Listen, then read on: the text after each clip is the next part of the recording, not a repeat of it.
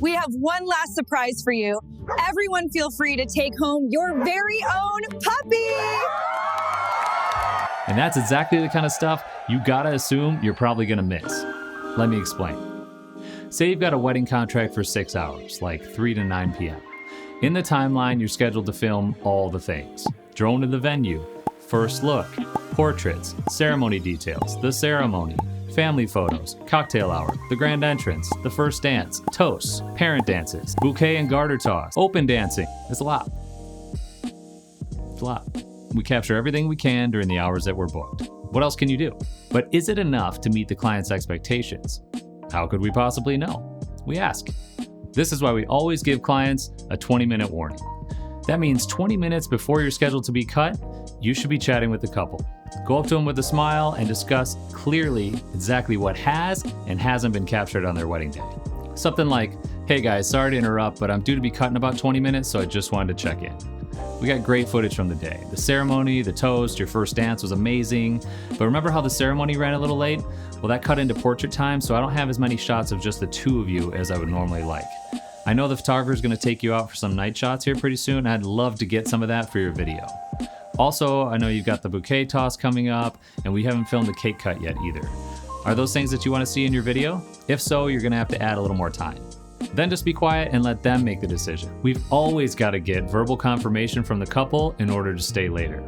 We can't just stay late and then bill them for overtime later. That's a shitty surprise. Plus, you'd never leave without saying goodbye anyways. This way, you're just going up to them a little bit ahead of time with a game plan. Now, they might have questions. Actually, most do. Typically, they're going to ask what you recommend. So just be honest. If you feel like you have enough footage to tell the story of the day without including all the things you'll miss when you leave, where is the videographer? Then just let them know that. Not every wedding is going to get extended. Some couples are going to ask about cost. And since you're a contract shooter, you don't actually have any idea what their cost was, now do you? And even if you did, you want to avoid throwing around numbers on a wedding day. Just keep it simple. I usually say something like this. The best thing about my job is I'm only hired to film. I don't actually know any of the other details. But I do know that the overtime rate is the same as the hourly video rate in your contract. If they insist on knowing the actual numbers, just politely suggest that they take the total that they paid for video divided by the number of hours in their video contract, and that should give them a good idea of the hourly rate. Then I'll just let them know how much extra time I think they need.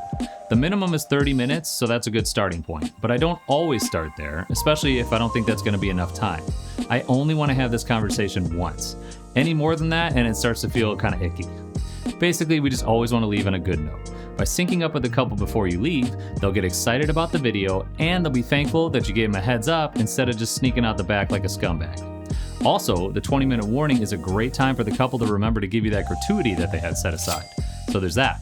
So this week, go ahead and set an alarm on your phone for 20 minutes before you're scheduled to be cut, and be prepared to make a little extra money just in case. Thanks for watching, and I'll be in touch again soon with more tips for your next wedding video.